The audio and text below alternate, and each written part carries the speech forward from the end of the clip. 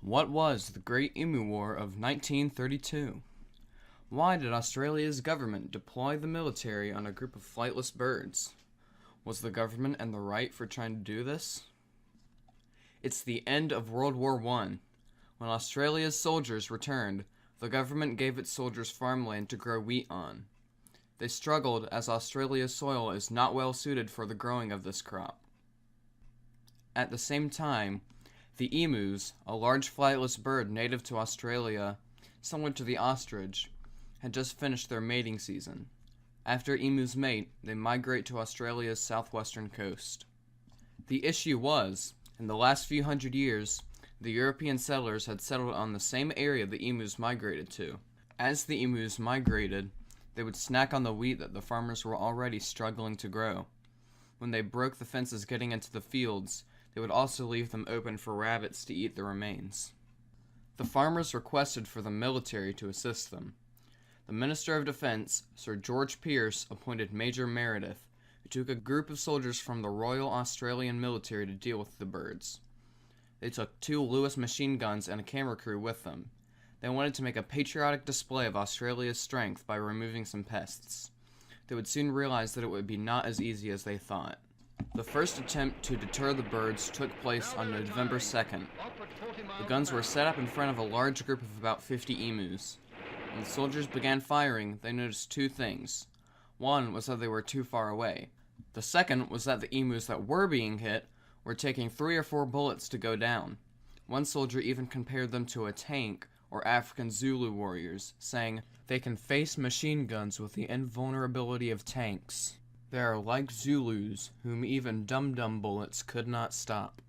2 days later, the group of soldiers set up for another attempt. This time they were much closer. When they started firing, they managed to take down a few of the birds. But it was over almost as soon as it started. The gun had jammed, and by the time the soldiers had fixed it, the emus were gone. At one point, someone had the idea to put one of the guns on the back of a truck and have them chase the emus. But this attempt was even more unsuccessful than the other 2. The truck was following the emus on such a bumpy path that the gun was impossible to aim. The bullets were flying everywhere. A few hit the target, and one dead emu ended up somehow interfering with the driver's ability to steer. The truck crashed and ended up destroying a long bit of fence, making the route for rabbits and emus even more accessible. After these events took place, the battalion was called off. They went back to the government. The story became a national embarrassment. However, things only got worse for the emus. The Australian government put out bounties for the beaks and eggs of the emus and made plans to set up a huge fence blocking the invaders from the farms. This would interfere with the migrational patterns that emus have had for millions of years.